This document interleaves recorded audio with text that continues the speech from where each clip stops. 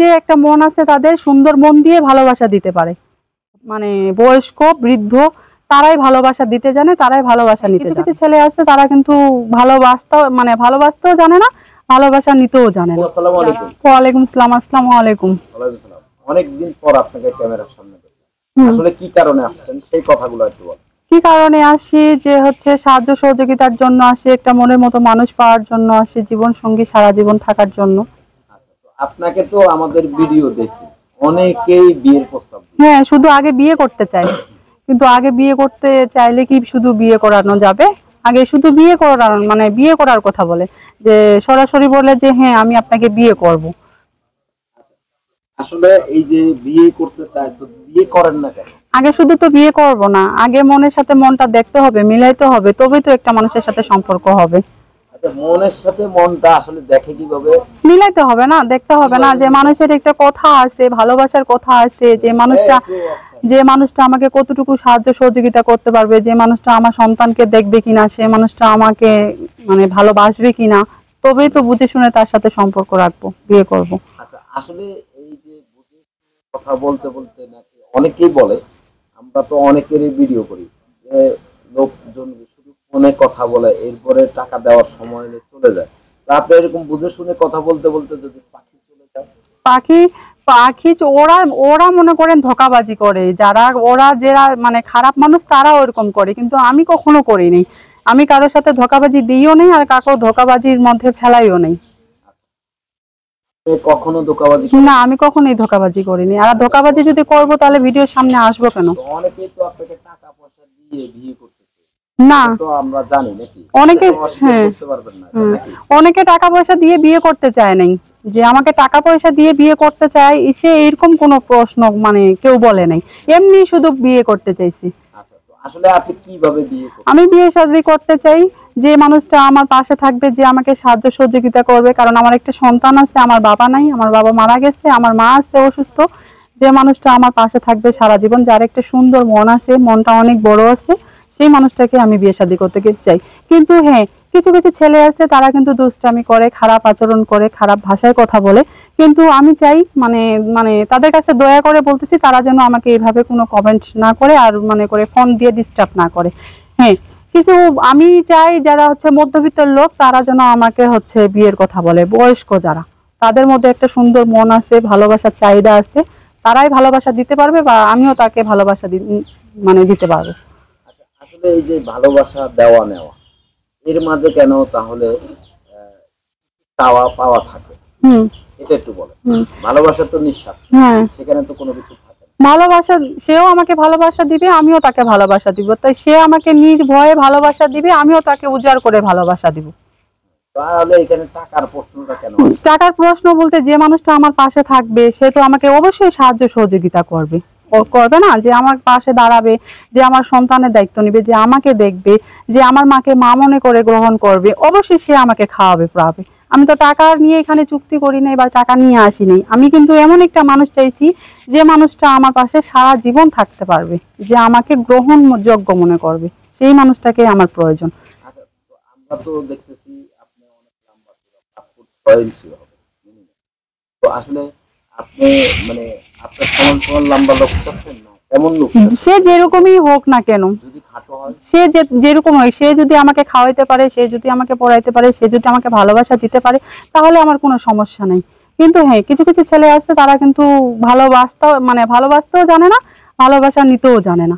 যারা বয়স্ক বৃদ্ধ তারাই ভালোবাসা দিতে জানে, তারাই ভালোবাসা নিতে জানে। ভালোবাসা দেয় কিভাবে, নেয় কিভাবে?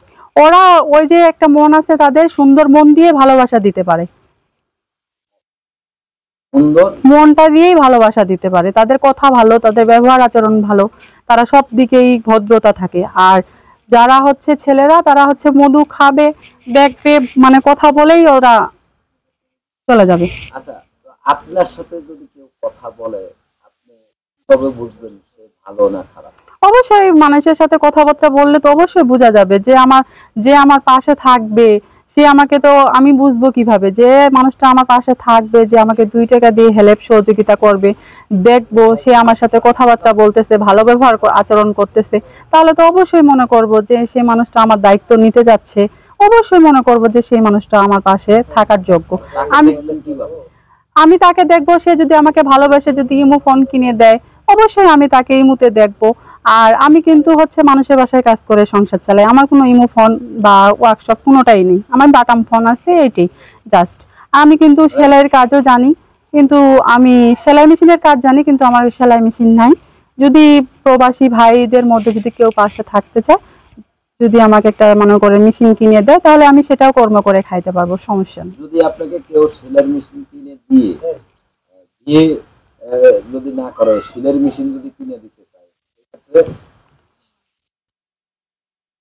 সেক্ষেত্রে যে বিয়ে করব না, সেলাই মেশিন কিনে দিব, তাহলে কি করবে? সেই ক্ষেত্রে যদি সে যদি খুশি করে মন চায় যে আমাকে একটা সেলাই মেশিন কিনে দিবে বা হচ্ছে গিফট হিসাবে দিবে বা ভালোবেসে খাতিরে দিবে, তো তাহলে দিবে, সমস্যা কি? সে যদি আমাকে মনে করেন হচ্ছে ভালোবেসে দিতে চায়, তো তাহলে দিবে, সমস্যা নেই, আমি সেটা নিয়ে কর্ম করে খাবো। আসলে তাহলে কি আর ক্যামেরার সামনে আসবেন?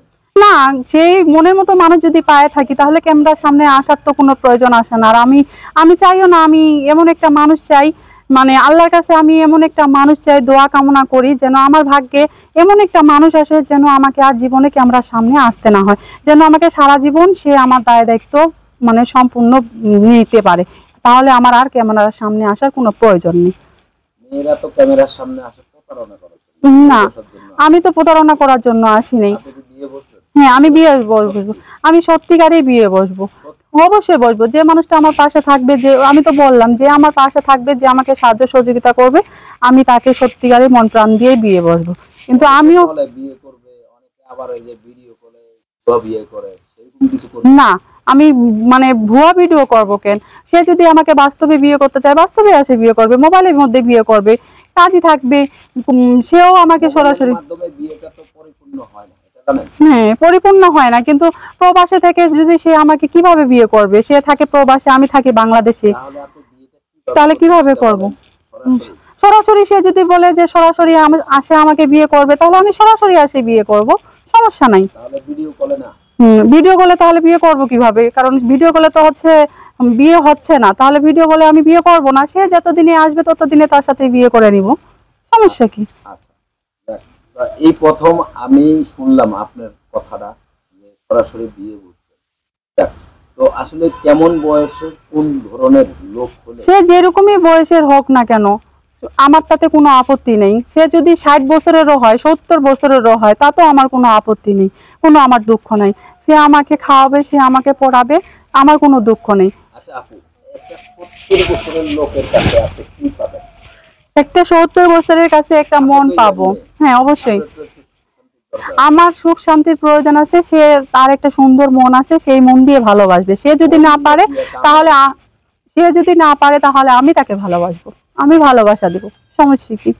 আর এই পৃথিবীর মধ্যে এমন মানুষ নাই যে হচ্ছে ভালোবাসা দিতে পারবে না। এই এই পৃথিবীর মধ্যে এমন একটা মানুষ আছে, অবশ্যই ভালোবাসা দিতে পারে বা নিতেও জানে, এমন মানুষ আছে। আচ্ছা, তো আসলে মানে বয়স্ক লোক যদি না পারে, তাহলে আপনার হুম, প্রয়োজনে তাকে ভালোবাসা অবশ্যই, দেওয়া। হ্যাঁ। এটাই তো। হ্যাঁ, এটা কি আসলে টাকা পয়সা হাতিয়ে নেওয়ার কথা, না না না না না, সত্যিকারের কথা? সত্যিকারই ভালোবাসা, সত্যিকারই। টাকা পয়সা হাতাবো কেন? সে আমার পাশে থাকবে। সে যদি বলে যে আমি 6 মাস পর, 1 বছর পর আমি তোমার কাছে যাব, তোমাকে বিয়ে করব, 2 বছর পর যাই বিয়ে করব, তোমার সরাসরি ভাবে যাই বিয়ে করব, তাহলে আমি অবশ্যই বিয়ে করব। কিন্তু হ্যাঁ, তাকে আমাকে মানে সম্পূর্ণই খাওয়া খরচা অবশ্যই যাবতীয় চালাতে হবে। আমি তার তার জন্য ভিত্তি করে, তার উপর ভরসা করে তো বসে থাকবো। সে যদি আমাকে না দেখে, তাহলে আমি কোথা থেকে খাবো? আচ্ছা, তো আপনার সাথে যোগাযোগের ব্যবস্থা? আমার সাথে যোগাযোগ করতে গেলে হচ্ছে মোবাইল নাম্বারে করতে হবে। আচ্ছা, নাম্বারটা বলতে পারেন? হ্যাঁ।